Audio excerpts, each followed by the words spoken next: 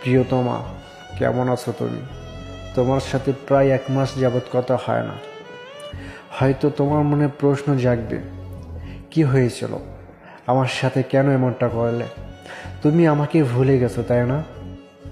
বিশ্বাস করো প্রিয়তমা, আমি এরকমটা করতে চাইনি। আমি এমন ডিপ্রেশনের ভিতরে ছিলাম, তোমার সাথে যোগাযোগ বন্ধ ছিল।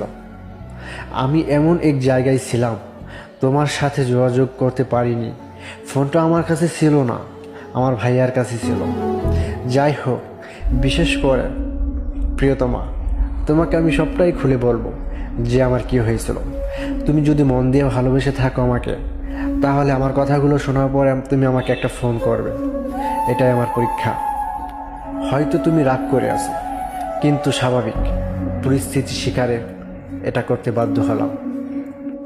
আর তোমার সাথে যোগাযোগ হয়নি